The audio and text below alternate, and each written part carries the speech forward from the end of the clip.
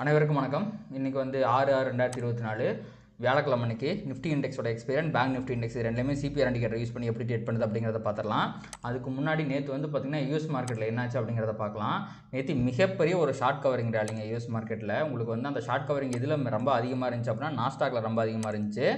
டவுமே வந்து பார்த்திங்கன்னா இனிஷியலாக ஃபால் ஆகிட்டு இருந்தாலுமே வந்து பார்த்திங்கன்னா அதுக்கப்புறம் நல்ல ஒரு ரைஸு.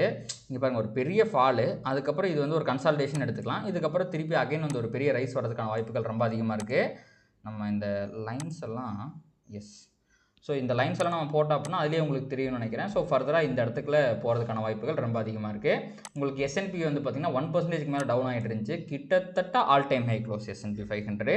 நாஸ்டாக்குமே எனக்கு தெரிஞ்ச ஆல் டைம் ஹை க்ளோஸாக இருக்கிறதுக்கு ஏகப்பட்ட வாய்ப்புகள் இருக்குது. இவனுமே ஆல் டைம் க்ளோஸ் தான், 2% மேலே போயிருக்கிறான். ஸோ டவ் மட்டும் தான் இப்போதைக்கு அண்டர் பர்ஃபார்மன்ஸ் பண்ணிக்கிட்டு இருக்கு. அண்ட் விக்ஸை பொறுத்த வரைக்கும் நம்ம மார்க்கெட்டுக்கு டஃப் கொடுக்குற மாதிரி அவன் 12.6 அப்படிங்கிற ரேஞ்சுக்கு ரொம்ப கம்மியாக போயிட்டான். ஸோ இது என்னத்தை இண்டிகேட் பண்ணுதுன்னா மார்க்கெட்டில் பெரிய வாலட்டிலிட்டியை நம்மளால் எக்ஸ்பெக்ட் பண்ணவே முடியாது.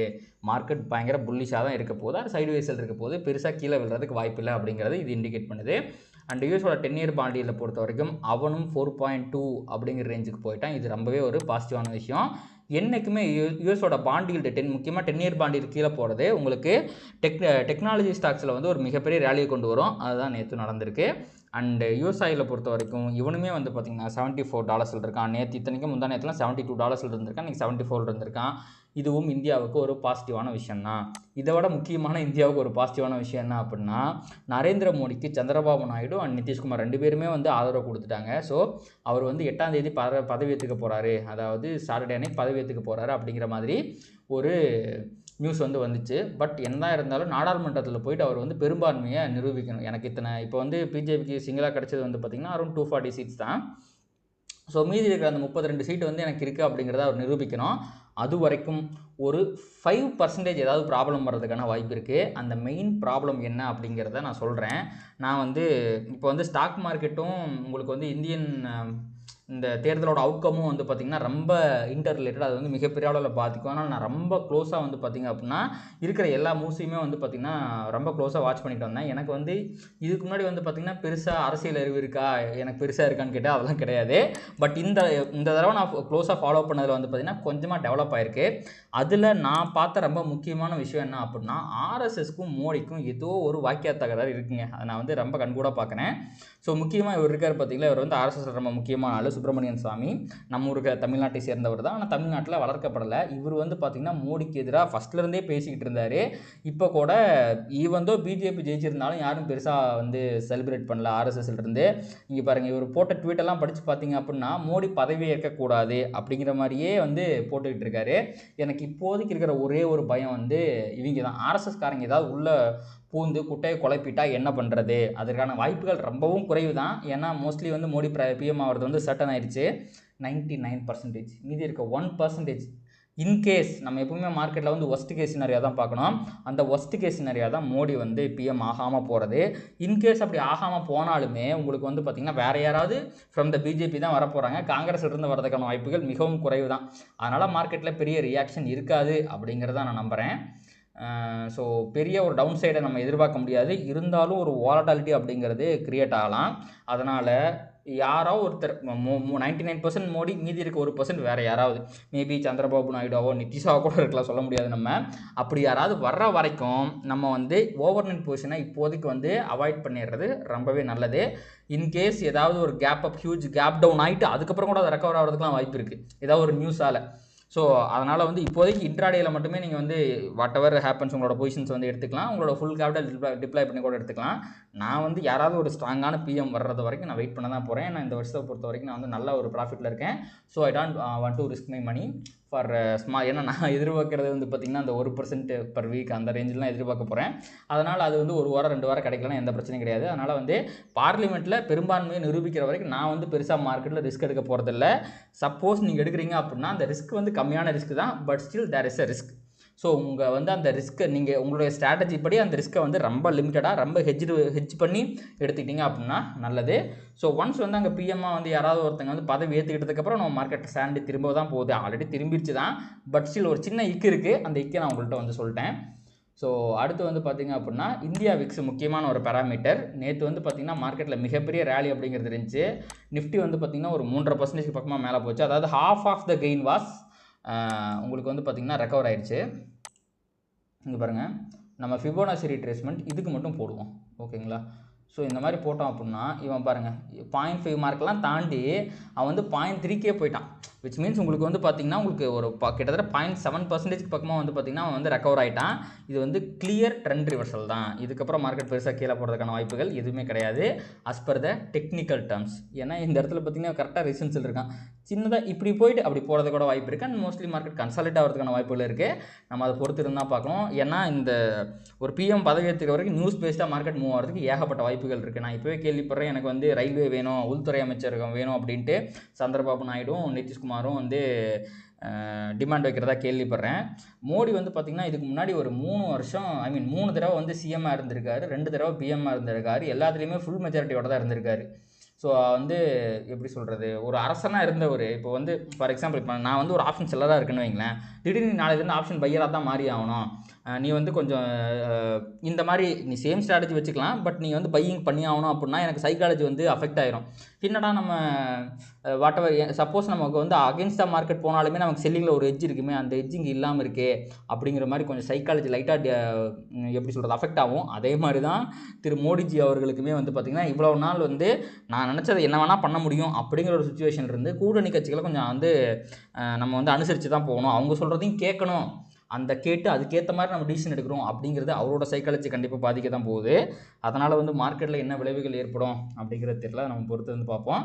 ஸோ எனக்கு தெரிஞ்சு இன்றைக்கோட வந்து நம்ம இதோட இன்றைக்கோட அரசியல் நம்ம வந்து முடிச்சுக்கலாம். ஸோ என்னோட பெர்ஸ்பெக்டிவ் நான் சொல்கிறேன்.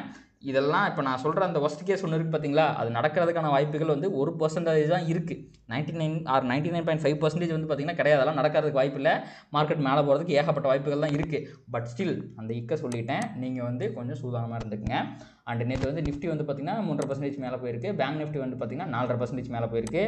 இது இங்கே மேட்டர் கிடையாது. என்ன மேட்டர் அப்படின்னா இந்த இந்தியா விக்ஸ்னு ஒருத்தர் இருக்கான் பார்த்தீங்களா, இவன் தான் மேட்டர். எப்போவுமே வந்து பார்த்திங்கன்னா இதுக்கு முன்னாடி வரலாற்றை நம்ம திருப்பி பார்க்கும்போது எலெக்ஷன் ரிசல்ட் வந்ததுக்கப்புறம் இந்த மாதிரி 20%லேருந்து 30% இந்தியா விக்ஸ் வந்து கீழே போச்சு அப்படின்னா அதற்கப்புறமா மார்க்கெட் கீழே போனதாக சரித்திரமே கிடையாது. மார்க்கெட் மேலே தான் போயிருக்கு. அதனால் இதுவுமே வந்து ஒரு பயங்கரமான பாசிட்டிவ் பாயிண்ட். நான் நேற்று வீடியோலேயே சொல்லியிருந்தேன், விக்ஸ் வந்து இந்த ஹைலேருந்து 50% பக்கமாக வந்து கிராஷ் ஆயிடுச்சு அப்படின்னா நீங்கள் வந்து இன்வெஸ்ட்மெண்ட்டே பண்ண ஆரம்பிச்சிடலாம் அப்படிங்கிற மாதிரி நான் சொல்லியிருந்தேன்.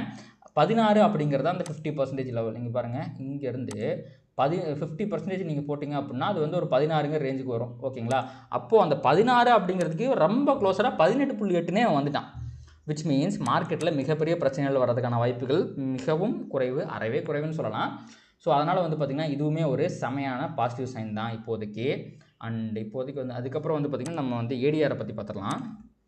ஸோ ஏடிஆரை பொறுத்த வரைக்கும் ஏடிஆரில் என்னடா இவ்வளோ போட்டு வச்சிருக்கேன் அப்படின்னா இடம் பத்தாமல் இதெல்லாம் போட்டு வச்சிருக்கேன் நான்.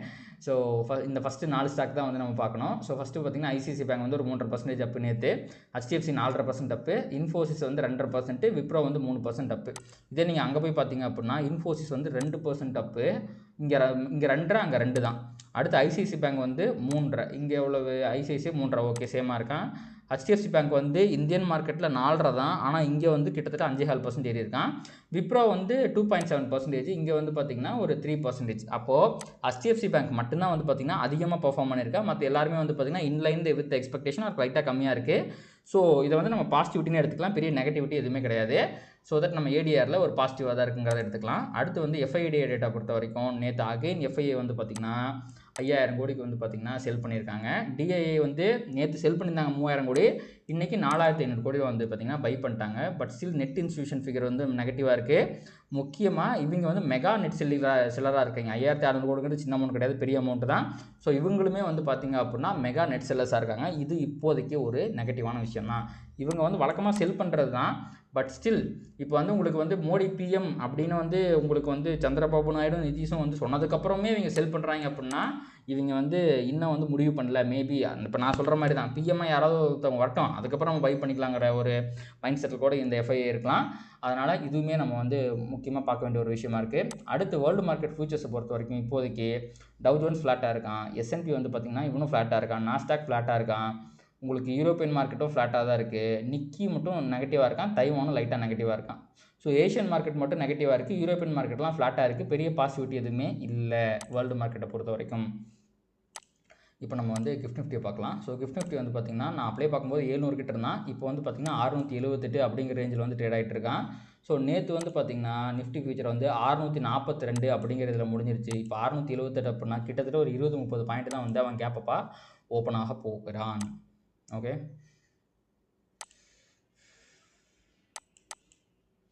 ஸோ நம்ம இப்போதைக்கு இந்த லைன்ஸ்லாம் வந்து க்ளோஸ் பண்ணிடலாம்.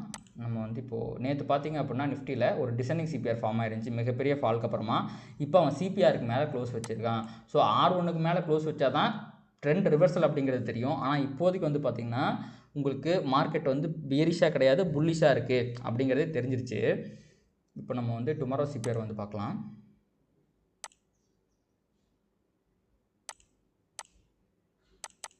ஓகே, டுமாரோ சிபிஆர் வந்து பார்த்திங்கன்னா உங்களுக்கு ஒரு அசெண்டிங் சிபிஆர் வந்திருக்கு. இதில் பாருங்கள், சிபிஆருக்கும் S1 இடையில் இருக்க டிஸ்டன்ஸ் ரொம்ப கம்மியாக இருக்குது, சிபிஆருக்கும் R1 இடையில் இருக்க டிஸ்டன்ஸ் ரொம்ப அதிகமாக இருக்குது. அண்ட் உங்களுக்கு வந்து பார்த்திங்கன்னா ப்ரீவியஸ் டே ஹைக்கும் R1 இடையில் இருக்க டிஸ்டன்ஸும் அதிகமாக இருக்குது. It is a pure indication of sideways days. In case if market should respect the technicals, it should be a sideways day. But இன்னைக்கு ரெஸ்பெக்ட் பண்ணுமா தெரியாது. ஏன்னா நியூஸ் பேஸ்டாக மார்க்கெட் பயங்கரமாக வாலட்டைலாக மூவ் ஆகிட்டு இருக்கு. இன்றைக்கி வந்து ஏதாவது ஒரு ப்ராக்ரஸ் இருக்கிற பட்சத்தில் மார்க்கெட் இன்றைக்குமே வந்து ஒரு ஷார்ட் கவரிங் அப்படிங்கிறது நடந்து திருப்பி வந்து அகைன் இந்த ரேஞ்ச் இருக்குது பார்த்திங்களா, இங்கே தான் ஃபால் ஸ்டார்ட் ஆச்சு. அதையும் தாண்டி மேலே போகிறதுக்கு, அதையும் தாண்டி புனிதமாக போகிறதுக்கு நிறைய வாய்ப்புகள் இருக்குது. ஸோ அதனால் வந்து பார்த்திங்கன்னா நீங்கள் வந்து பாசிட்டிவாக இருக்கலாம். ஏன்னா இது ஒரு அசெண்டிங் சிபிஆர் ஃபார்மாக இருக்கிறதுனால பாசிட்டிவாக இருக்கலாம். R1க்கு மேலே போய் ரிவர்ஸ் ஆகிறதுக்கும் வாய்ப்பு இருக்குது பிகாஸ் ஆஃப் த டெக்னிக்கல்ஸ். இதை நம்ம இன்றைக்கி வந்து டெக்னிக்கல்ஸ் வந்து ரெஸ்பெக்ட் பண்ணோம் அப்படின்னா ஹை ப்ராபபிள் ட்ரேட் அப்படிங்கிறது சிபிஆர் கிட்ட வந்துச்சுன்னா ரிவர்ஸ் ஆகி மேலே போகிறதுக்கு வாய்ப்பு இருக்குது, R1 கிட்ட போச்சுன்னா ரிவர்ஸ் ஆகி கீழே வரதுக்கு வாய்ப்பு இருக்குது. இது ரெண்டு தான் as per the technical high probable trade. But இன்றைக்கி வந்து அதை நம்ம கரெக்டாகலாம் சொல்ல முடியாது. மேபி நியூஸ் பேஸ்டாக மார்க்கெட் வந்து மூவ் ஆச்சு அப்படின்னா இந்த டெக்னிக்கல்ஸ் மேபி உங்களுக்கு வந்து ஒர்க் ஆகாமல் போகிறதுக்கும் வாய்ப்புகள் இருக்குது. ஸோ வாட் எவர் ஹேப்பன்ஸ், நீங்கள் வந்து ஒரு பையராக இருந்தால் குவிக் என்ட்ரி குவிக் எக்ஸிட் அப்படிங்கிறது நல்லது. செல்லராக இருந்தீங்கன்னா கம்ப்ளீட்லி ஹெட்ஜ் பண்ணி கம்மியான ரிஸ்க் எடுத்து ட்ரேட் பண்ணுறது ரொம்ப நல்லது. அடுத்து வந்து நம்ம பேங்க் நிஃப்டியை பார்த்தரலாம். பேங்க் நிஃப்டிலையும் கிட்டத்தட்ட இதே மாதிரி ப்ரைஸ் ஆக்ஷன் தான் இருக்கிறதுக்கு வாய்ப்பு இருக்குது.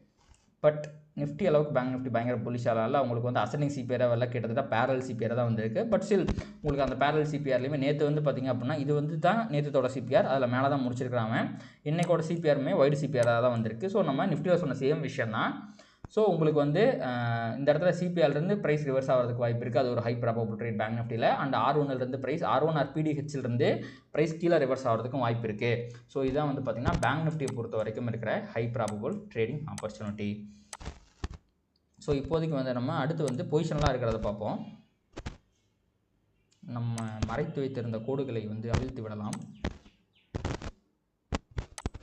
நீங்கள் பொசிஷனலாக பார்த்தீங்க அப்படின்னா சப்போர்ட்லேருந்து உங்களுக்கு வந்து சப்போர்ட்டை பிரேக் பண்ணால் அடுத்த நாளே திருப்பி ரிவர்ஸ் ஆகிட்டான். ஸோ தட் எனக்கு தெரிஞ்சு இவ்வளோ பெரிய வால்டாலிட்டி வந்துச்சு அப்படின்னா consolidation is highly required.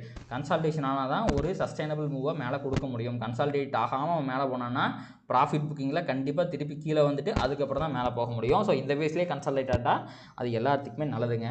So பொசிஷனலாக வந்து பார்த்திங்கன்னா சப்போர்ட் இருந்து ரிவர்ஸ் ஆகிருக்கான். I am expecting consolidation. அதே மாதிரி நிஃப்டிலையுமே சேம் அதே விஷயம் தான். உங்களுக்கு வந்து பார்த்திங்கன்னா இப்போதைக்கு ஒரு ட்ரையாங்கிள், ஒரு சேனல் பேட்டர்னுக்குள்ளே வர ட்ரையாங்கிள் பேட்டர்ன் மாதிரி ஃபார்ம் பண்ணியிருக்கான். இது வந்து இப்போதைக்கு ஒரு ரெசிஸ்டன்ஸாக இருக்குது. இதை பிரேக் பண்ணுற பட்சத்தில் ஆல் டைம் ஹை போகிறதுக்கு வாய்ப்பு இருக்குது. பட் இவ்வளோ பெரிய ஸ்விங்கில் கன்சல்டேஷன் இருந்தால் தான் பையிங் ஃப்ரெஷ்ஷாக வரும்னு அர்த்தம். அப்படி பையிங் ஃப்ரெஷ்ஷாக வந்தால் தான் சஸ்டைனபிளும் மேலே இருக்குன்னு அர்த்தம். ஸோ பேங்க் நிஃப்டி சொன்ன அதே விஷயம் தான். நிஃப்டிலையுமே வந்து பார்த்திங்கன்னா இப்போதைக்கு கன்சால்டேட் மேலே போச்சுன்னா சஸ்டைனபிளாக ஆல் டைம் ஹை உடச்சி அவன் 24, 25 போகிறதுக்கு வாய்ப்புகள் அதிகபட்சமாக இருக்குது. ஸோ இன்னுமே வந்து பார்த்திங்க அப்படின்னா இந்த பிரைம் மினிஸ்டர் போட்டியில் வந்து ஒரு வேறு யாரும் நம்ப மாட்டாங்க, நான் மட்டும் தான் சொல்லிட்டுருக்கேன், ஒரு சின்ன எக்கு அப்படிங்கிறது இருக்குது. ஸோ அதுவுமே கிளாரிட்டி ஆனதுக்கப்புறம் நம்ம வந்து ரொம்ப தைரியமாக பொசிஷனல் ட்ரேட்ஸ் பண்ணலாம். ஸோ அது வரைக்கும் இன்ட்ராடே ட்ரேட் மட்டும் பண்ணுங்கள். இன்ட்ராடேலையுமே பெரிய ரிஸ்க் அப்படிங்கிறது இருக்காதிங்க. நியூஸ் பேஸ்டாக மார்க்கெட் மூவ் ஆகிறதுக்கு நிறைய வாய்ப்பு இருக்குது. ஸோ 0.5 to 1% ஆஃப் யுவர் கேபிட்டலில் மட்டும் வந்து ரிஸ்க் எடுங்க. அண்ட் இந்த வீடியோ நான் சொன்ன எல்லாமே எஜுகேஷன் பர்பஸ்க்காக மட்டுமே தான். இந்த வீடியோ கண்டிப்பாக உங்களுக்கு யூஸ்ஃபுல்லாக இருந்திருக்கும் அப்படின்னு நினைக்கிறேன். இந்த வீடியோ உங்களுக்கு பிடிச்சிருந்துச்சு அப்படின்னா இதை லைக் பண்ணுங்கள், கமெண்ட் பண்ணுங்கள், ட்ரேட் பண்ணுற மற்ற நண்பர்களுக்கு ஷேர் பண்ணுங்கள். அது யூடியூப் அல்காரிதம் ட்ரிகர் பண்ணி நம்ம நிறைய பார்வையாளர்கள் நம்ம சேனலுக்கு கொண்டு வந்து சேர்க்கும். நன்றி.